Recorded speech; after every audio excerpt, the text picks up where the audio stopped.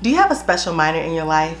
Maybe it's a niece, a nephew, a child or a godchild, someone that's a minor that you would like to ensure that they have a sound financial future.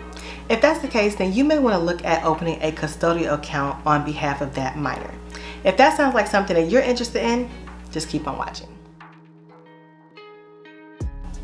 Hey guys, welcome back to FreckleFace Finance, where we discuss personal finances open honestly so that you, and in this case, your very special minor, can live the life that you both deserve.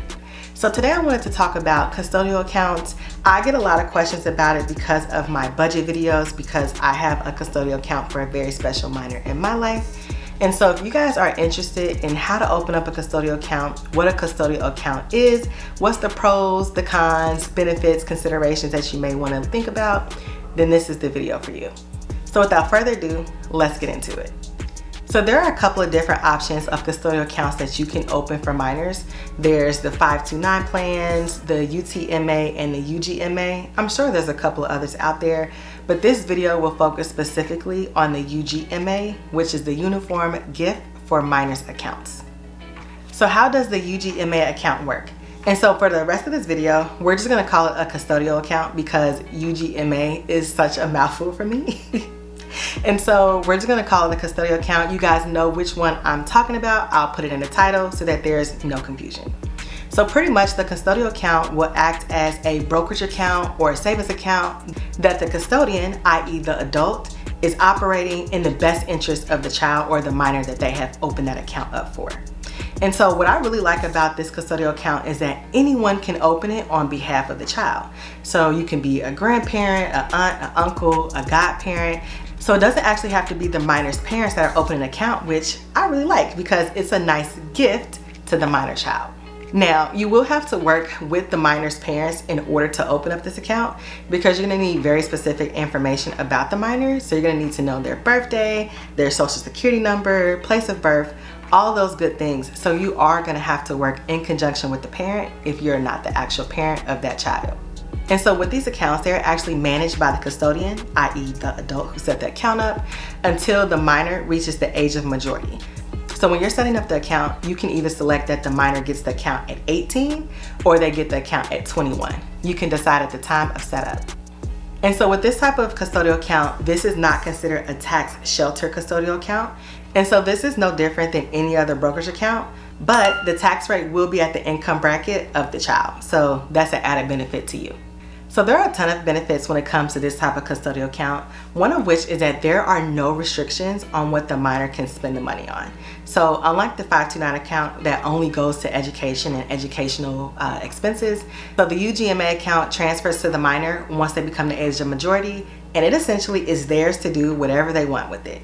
So I really like this because there are no restrictions on this type of account. So if you have a child that just doesn't have an interest in going to college right after high school, or maybe they want to start their own business, this is a perfect account for them because it doesn't have any educational restrictions for it. Another benefit to this type of custodial account is that there are no restrictions on how much money the custodian puts into the account.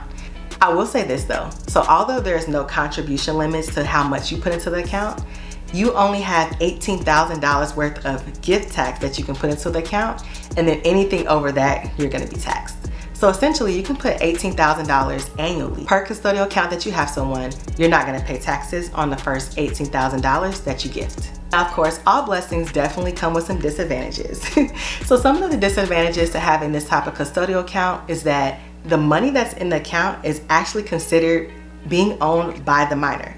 You're just kind of overseeing it. So this may impact any type of financial aid that they would have qualified for if they didn't have this custodial account. So any money that is in this account is considered belonging to the minor once they reach the age of majority. So this may impact some eligibility when it comes to financial aid that they may have been eligible for, but now that they have been gifted this, large sum of money, they are no longer eligible for. So it's definitely something that you want to keep in mind when you're creating this account. So something else that you guys may consider a disadvantage when it comes to these types of custodial accounts is that the money is the minor's. So once they reach whatever age, either 18 or 21, this account is going to transfer to them no matter what. So it doesn't matter if you think that they are financially responsible. It doesn't matter if you think that they're ready. The account is going to transfer to that minor, and there's absolutely nothing that you can do about it. So with that being said, there's also not an option to transfer to anyone else. And so unlike the 529 plan, if the minor that you set the account up for chooses not to use the account for educational purposes, you can repurpose that account for another minor.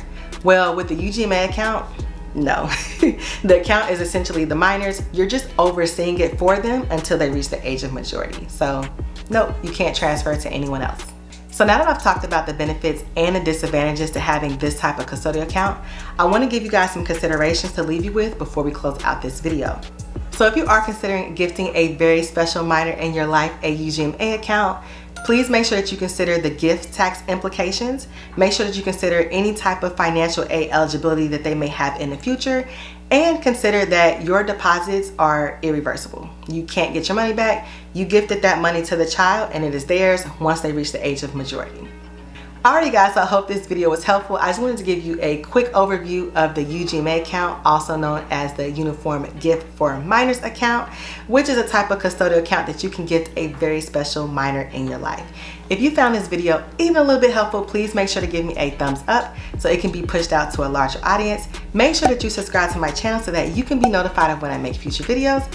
As always, I really enjoy making these videos, and I'll see you on my next one. Bye.